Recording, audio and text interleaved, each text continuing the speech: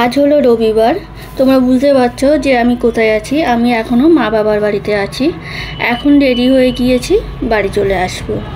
আর সারাদিন কোনো ব্লগ করা হয়নি, মানে ইচ্ছে করছিল না। এবার মনে হলো যে আমি তো আজকে চলে আসবো, তো এখন একটু শ্যুট করি, তাই জন্য তোমাদের সামনে চলে এলাম। এখন ওই 5:30 মতন বাজে। টোটো বলা হয়েছে, টোটো করে আসবো। আর শুনু আগে চলে গেছে। টোটো করে আসতাম না, যেহেতু মা একটা আমার জন্য গামলা কিনেছে, এবার প্লাস্টিকের গামলা কাচাকুচি করার জন্য। ওই জন্য ওই গামলাটা কী করে নিয়ে আসবো, তার জন্য মা টোটো করেছে। রাতে এসে আর কোনো ভিডিও শ্যুট করা হয়নি। শুভ সকাল বন্ধুরা, কেমন আছো তোমরা? আশা করি সবাই ভালো আছো, আমরাও ভালো আছি। আমি রিঙ্কু আবার চলে এলাম তোমাদের সামনে নতুন একটা ভিডিও নিয়ে। নতুন একটা সকাল, নতুন একটা দিন। আজ হলো সোমবার। চলো এখন থেকে আমার ব্লগটা শুরু করলাম, দেখতে থাকো। আর একদিন বাড়ি না থাকলে যেটা হয়, মানে একদিন না, সরি, আমি তো 6 দিনের মাথায় বাড়ি এলাম। বাড়িতে না থাকলে যেটা হয়, প্রচুর কাজ, মানে কোনটা করব, কিভাবে শুরু করব বুঝতেই পারছিলাম না। তাই ভাবলাম যে আগে বিছানাটা তুলে নিই, তারপরে দেখছি কিভাবে কি শুরু করব। বিছনা তো তুলবো, আর ঘর বাড়ি যে এত ধুলো হয়ে গেছে বন্ধুরা, কি বলবো। এবার ভাবলাম যে আগে এই কাজগুলো করব, তারপর জানো তো আজকে একটু সব ঝাড়াঝুড়ি করব। যেমন আজকে এই ঘরটা পরিষ্কার পরিচ্ছন্ন করব, কালকে ওই ঘর করব। কেননা একদিনে সমস্ত দুটো ঘর বাড়ি পরিষ্কার করা সম্ভব না, প্লাস কাচাকুচি করা আছে। আর তার মধ্যে সংসারের তো রান্না বান্না, এত প্রচুর কাজ তো বলে শেষ করা যায় না, যে এই কাজগুলো আছে। আর যেহেতু শীতকাল, আমি বলি এখন একটু ধুলো হচ্ছে, আর অল্প অল্প জামা কাপড়গুলোও বেরিয়েছে, সেইগুলো ভাঁজ করতেও একটা সময় লাগে। এই যে দেখো, এই চাদরগুলো, এগুলো হলো এক্সট্রা কাজ। এই সকালবেলা উঠে এই চাদর, তারপরে এই সোয়েটার, এইগুলো ভাঁজ করা একটা এক্সট্রা কাজ হলো আমাদের। এই ভাঁজ করতে অনেকটা সময় লেগে যায়। আর দরজা জানলা বন্ধ ছিল বন্ধুরা, তবুও যে এত ধুলো পড়ছে, যে দেখো এই চেয়ারগুলো পুরো সাদা হয়ে গেছে, তোমরা বুঝতে পারছো না, কিন্তু প্রচুর ধুলো। মানে চেয়ারগুলো না মুছলেও না কেউ মানে বসতে পারবো না। আর রাতে এসে আর ইচ্ছে করছিল না, কিন্তু রাতে এসে বলো আবার আমি রান্না বান্না করেছি।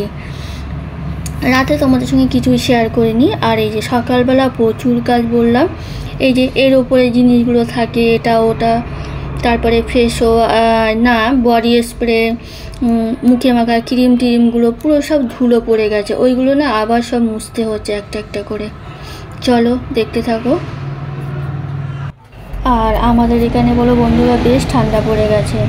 আমি প্রথমে 2টো কম্বল বার করেছিলাম, তারপরে না আমি বাড়ি এসে আবার একটা কম্বল বার করেছি। মানে বেশ ঠান্ডা লাগছে, একটা কম্বলে হচ্ছে না। মানে কম্বলগুলো হালকা, কিন্তু একটা করে হচ্ছে না, ওর মধ্যে একটু হালকা কাঁথা নিতে হচ্ছে, নিয়ে গায়ে দিতে হচ্ছে। এই যে এই গামলাটা দেখলে, এটা মা দিয়েছে।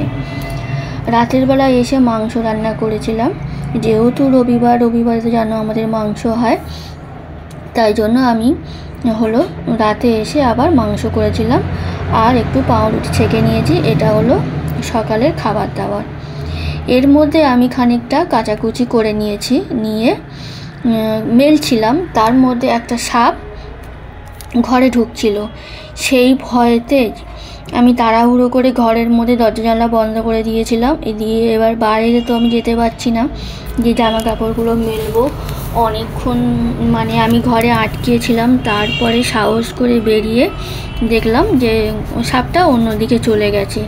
এবার ওই করতে গিয়ে জানো তো আমার রান্না মানে কাচাকুচিগুলো করতে দেরি হয়ে গেছে। আমি সমস্ত কাচাকুচিগুলো করতে পারলাম না, মানে হাফ করেছি আর হাফ রেখে দিয়েছি, কালকের জন্য করব। ভাবলাম যে তার মধ্যে যে বেলা তো হয়ে যাচ্ছে, রান্না বসাবো। ওইদিকে ভাত বসিয়ে দিয়েছি, আর এইদিকে কি রান্না করব, ফ্রিজে মাছ ছিল, কিন্তু আমার কোনো সবজি ছিল না, তাই ভাবলাম যে আলু দিয়ে মাছ দিয়ে ঝোল করব। আর ভাত, আজকে একটাই ঝোল ভাত করছি, কিছু করার নেই। এখন আর বাজার করব না, সারা সপ্তাহ এইভাবে ফ্রিজে যে কটা মাছ আছে এই দিয়ে আমাদের মধ্যবিত্ত ঘরে একটু হিসাব করে চলা উচিত, কেননা তাহলে হয়তো আমরা চলতে পারবো। আর জিনিসপত্রের যা দাম হয়েছে, দরকার হলে অল্প একটু নেব। সকাল থেকে কারেন্ট চলে যাচ্ছে বললাম, আর বারবার যাচ্ছে বারবার আসছে, এইভাবেই চলছে সকাল থেকে। আর এখন 1:30 বাজে, এখন কারেন্ট এসছে, মানে অন্ধকারে আজকে রান্নাটা করতে হলো। আর ওই ল্যাম্পটা খারাপ হয়ে আমার খুব, দেখো এখন কারেন্ট এসছে, ল্যাম্পটা জ্বলছে। এটা তো চার্জার ল্যাম্প, যে কারেন্ট অফ থাকলে জ্বলবে, কিন্তু জ্বলছে না। জানি না কি হচ্ছে। এখন দেখি, বাবু বাড়ি আসুক, বাবুকে বলবো। মানে ও তো সময় পাচ্ছে না, মেন হলো সপ্তাহে একদিন ও ছুটি থাকে, তো ও সময় পায় না। আর কালকে আমি বাড়ি ছিলাম না, কালকে তো আমি রাতে বাড়ি এলাম, তোমরা দেখলে। চলো তরকারিটা এবার মাছ দিয়ে দিলাম, একটু ফুটিয়ে এবার নামিয়ে দেবো। আর মোটামুটি আমার সব কাজ হয়ে গেছে। ঘরটা মুছবো, কারণ মঙ্গলবার দিন ঘর মুছেছিলাম, মঙ্গলবার। আর আজকে হলো মঙ্গল, বুধ, বৃহস্পতি, শুক্র, শনি, রবি, 6 দিন মতন ঘর মোছা হয়নি। আজকে একটু ঘর মুছবো, আর একটা দুটো কাচাকুচি আছে, সেগুলো করে নেবো। আর এগুলো সব কালকে করবো। চলো। তারপর দেখো বন্ধুরা, রান্না কমপ্লিট হয়ে গেছে। এই যে একটা ঝোল ভাতি করেছি, কেমন হয়েছে কমেন্ট করে জানাবে। চলো পরে আবার আসবো। শুভ সন্ধ্যা বন্ধুরা। সন্ধেবেলা মানে আর যে কাজগুলো থাকে, চা খাওয়া, সন্ধে দেওয়া, এগুলো তো আছেই, এগুলো হয়ে গেছে, মানে করা হয়ে গেছে। তারপরে না একটু দোকানে গেছিলাম, দোকানে একটু চাল আনতে গেছিলাম। আমাদের 25 কিলো করে যে বস্তা, সেই চালটা আনা হয়, কিন্তু যেহেতু বাবুর ছুটি নেই, ওই জন্য সেটা আনা হচ্ছে না। মানে ওর ছুটি না হলে হবে না, তাই জন্য আমি দোকান থেকে আবার 10 কিলো চাল নিয়ে এলাম।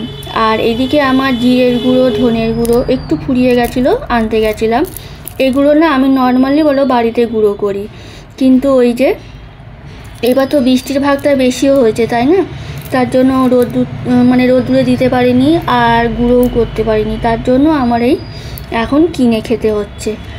আর যেহেতু আমি 1 সপ্তাহ মতন বাড়ি ছিলাম না, জলের বোতলে মানে ব্যারেলটা আবার জল ফেলে দিয়ে পরিষ্কার করে মেজে এইগুলো জলগুলো ভরছি। না তো কী বলো তো, কেমন একটা লাগে যেন আমার, মানে একটা কি বলবো।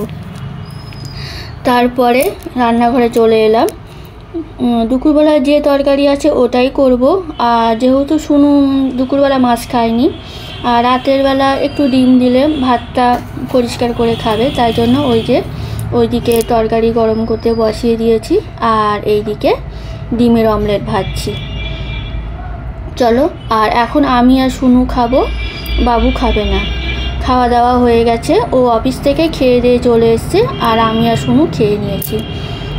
আর ভাবলাম যে রাতের বাসনগুলো না মেজে রাখি। আমি তো বলি যে যতটা পারি আমি কাজ গুছিয়ে রাখার চেষ্টা করি, তাহলে সকালবেলা চাপটা একটু কম থাকে।